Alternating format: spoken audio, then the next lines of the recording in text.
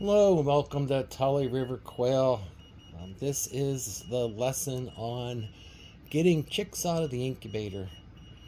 Okay, so when you come in, I want to show you a couple things. This is the light. There's a light bulb right there. If you push it twice, the lights come on. All right.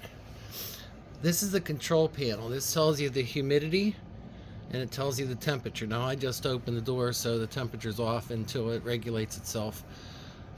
There's also another temperature gauge here and another temperature gauge up here. This one's usually on 100, this one's usually on 98.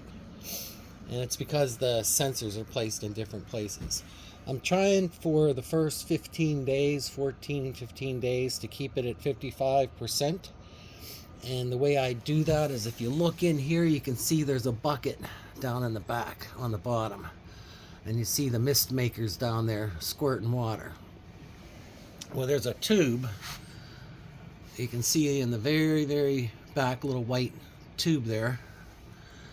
And that tube goes to this bucket. Right? So I have to fill this up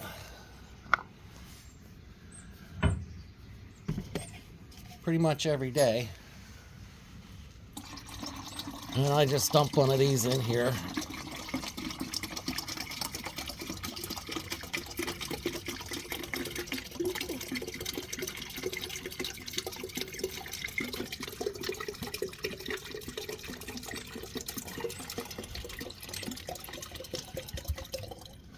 Alrighty. And I put the lid back on. You can see there's little vent holes right here, so you can put the lid on. I don't screw it on tight. Now, this is on. You can read where it says on. And this is off. So, usually what I do, you can see the water running right here. Usually what I do is I let that run until the water gets almost to the top, then I shut it off. So the water is going to be draining in there. Now there's also a sponge in a water bath. So what I do there is I take that sponge, I flip it over, and I pour water in there until that's got a puddle of water in there, about 2/3 full, and that adds the extra humidity. By the time you get to this, I'm going to have this set for 65%. So I want it to be more humid for the last 3 or 4 days of hatching so that the eggshell is a little bit more easily broken. But again, you won't have to worry about changing any of this. Just monitor it. If it's low, check that vat down there and flip the thing around. All right, so the goal is you're going to look for chicks that are dry. On this playlist, you'll see that I have 2 other posters, other video guys that have pictures of what the quail look like when they're running around like little babies, right? If they're in there laying around all wet like they just came out of their egg, then leave them in there. They can stay up to 48 hours, sometimes 72 hours inside the hatching chamber. So it's not, I'd rather err on keeping them in there. But, all right, so you see I have a bunch of wires going down into the thing because I had to change my ventilator, my blower. I'm going to have this wire going that's in the way of the trays. So this wire won't be here. The eggs will be in this tray and they'll be sitting on this material, right? So there'll be a pile of eggs in there. You don't have to do anything to them. All you got to do is turn the light on and look. They'll be in that tray right there. If you see anybody running around in there, then pull the tray, grab the ones that you can, just one at a time, and then you'll come over here and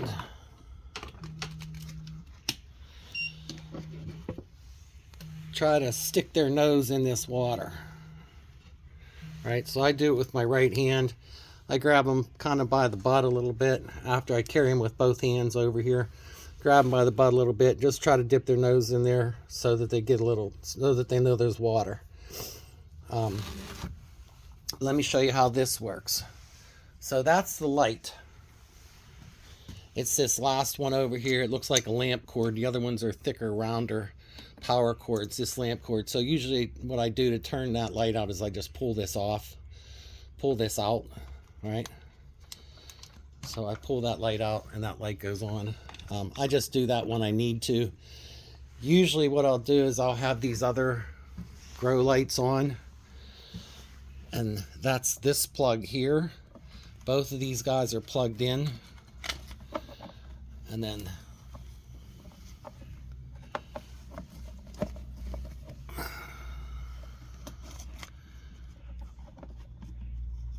it's hard to do with one hand. Come on, buddy. I'm just going to set this down for a second. Hold on.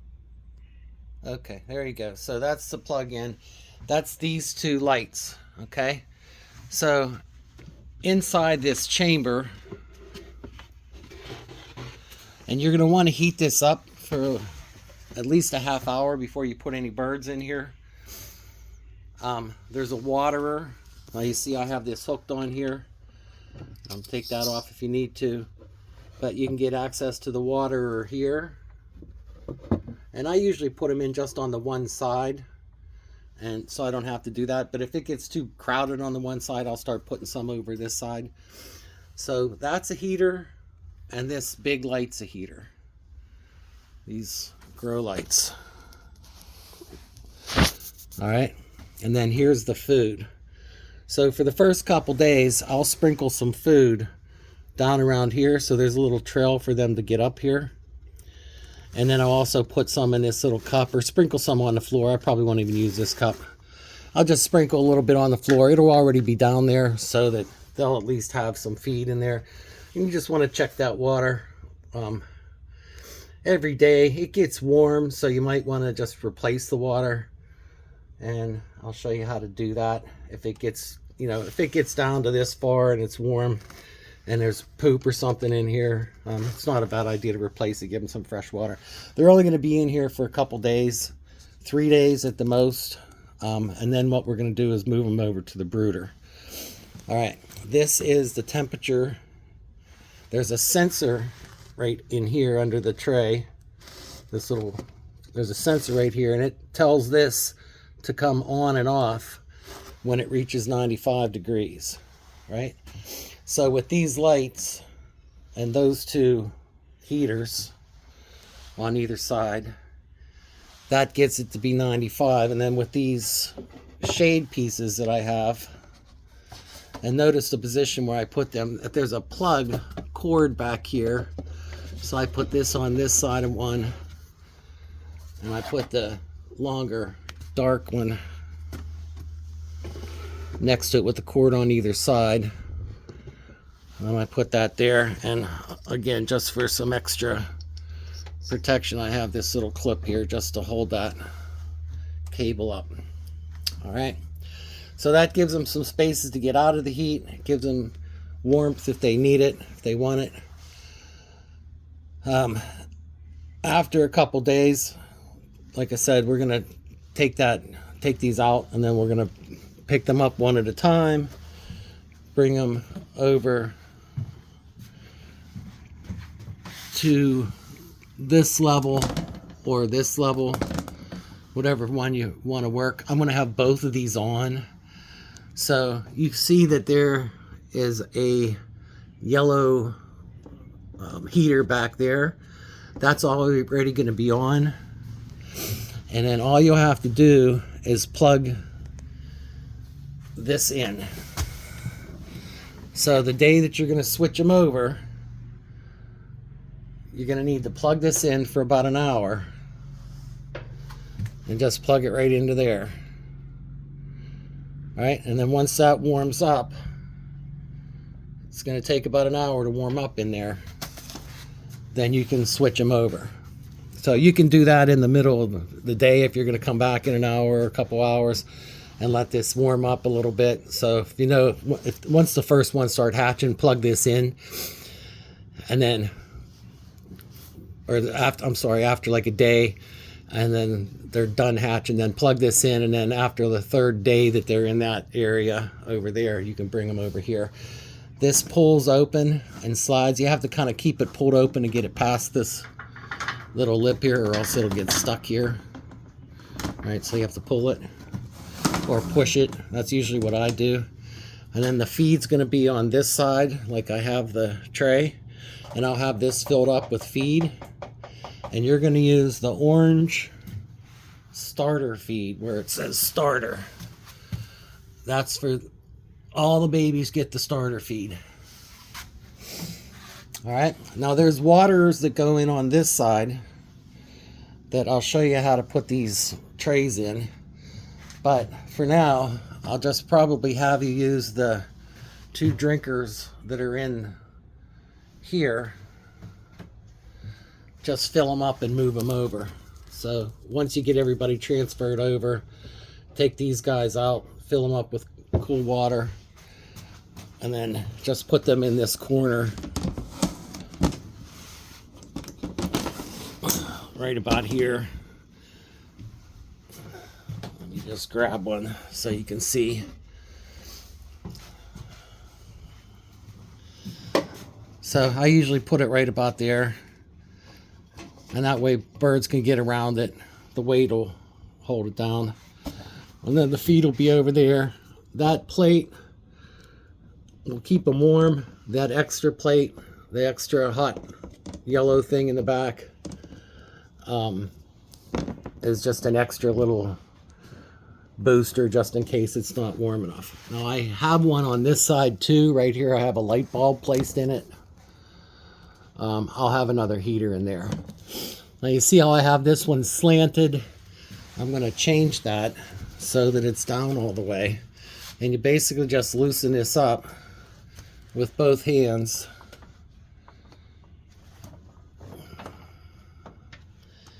And slide it down. So as they get older, I'll move that up higher so that they have more room, but I want to keep them warm, so I'm keeping that down at chick level. So they'll lay at night when you come in, they'll be laying underneath this heat, feeling this heat. There's a button over here, and again, I'll have it all set up. There's a button that says Brooder and heater. So I'm going to have it on the heater. And then I have this. There's a red thing that's on. And the same thing with this one. I'm going to have it on heater. And then the control for the other heat lamp is this guy back here. And again, that'll be on. All right, so that'll be attached to this back here. Right, so that controls, the top one's controlled right by the light, the other one's controlled behind the thing down here.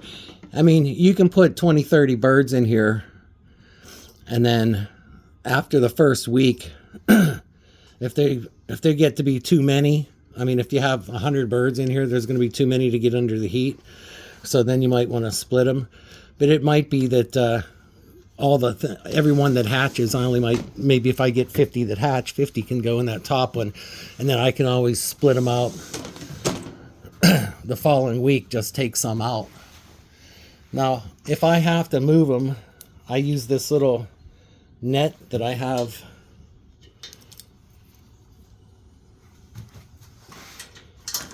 hooked on there. Right, so that is an extension net, and I can just reach in and grab them, but usually you can catch them. They're used to you feeding them and everything, so again, this won't close unless you pull this out because it gets stuck on this.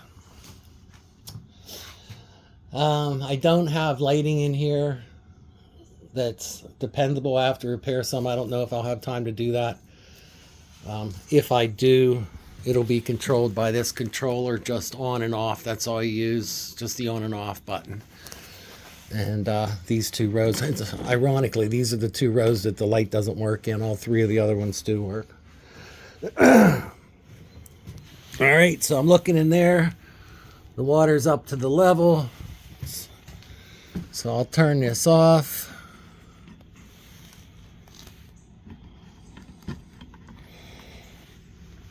And you see that the humidity is already raised. And it'll be going up slowly but surely, as you see.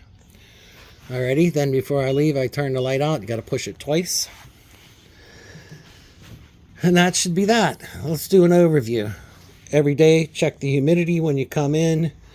Look in there with the light to see if there's any birds. If there's no birds, check the humidity, add some more water. Make sure it's filled up down there. And flip the sponge. When they hatch, they start to hatch. Make sure they're dry, moving around in there, running around. And then once there's 5 or 6 of them, you don't want to open the door for each one.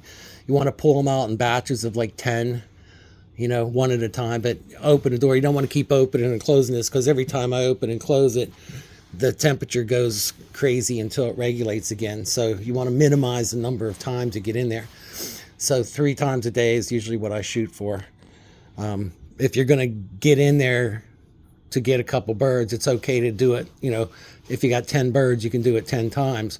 But as long as you're doing it in that one episode, that's fine. You don't want to open it every half hour to pick out 2 birds. But that's not really how they hatch. They hatch chunks at a time. Okay, so check the water, check the humidity, look in there for birds if you need them. That's cool. Turn this on, make sure it gets to be at least 90 before you put them in here. These will warm up pretty quickly. Once that gets to 90, 95, then you can start putting birds in here. The goal is 95 for the first week, 90 for the second week.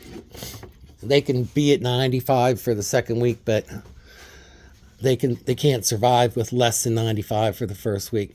So we'll keep them in here. They're going to eat a little bit of food. They're going to run around back and forth. After they start getting skittish and jumping when you get them, then you want to move them over to here.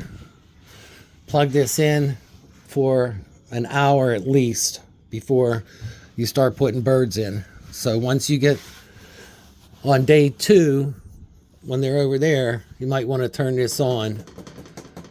And so when you come back in on day 3, this will be warm and ready. Alrighty. And then I'll just show you how to fill this water. This lid screws off, right? Lid screws off. Pour the water in, screw the lid back on, and then flip it quick. And then the water only comes out to that level. All right. Let me show you how to put these in. After a week, you might want to go to the different waterer. As the birds get big, they drink a lot more. So, but the first week, they'll swim in there and they'll drown. You also want to make sure that you keep this food topped off. So pile the food up before you go home. Every time you check, pile it up like that so that it falls down, and always make sure this is closed. I actually have a piece of foam that I put over here so they don't get out. I've had birds jump out of here. Not very often, but they do. Let me just show you how to do these things. If you wanted to put a waterer on the other side, here's the, let me get a wide angle. This is the little protector. Just hook the one side in, hook the other side in, and push it down. Right, so it just fits in there.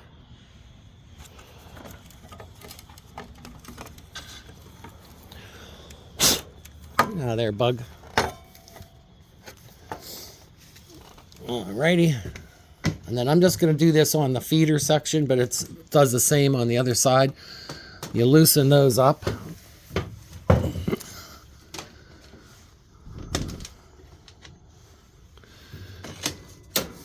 I usually just loosen it, and then I take the one side and push it up, and then I can lift it up the other side with my hand. But since I don't have help here, or I only have one hand, I'm going to do it this way.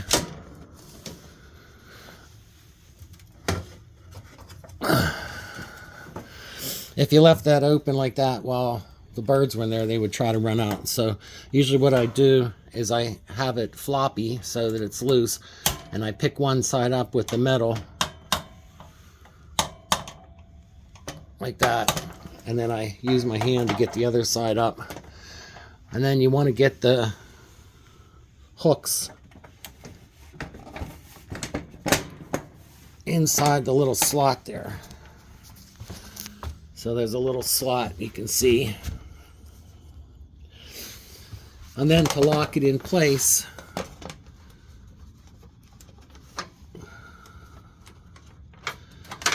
you got to push down on this just slightly, about 5 pounds of pressure. And that holds a tray in place.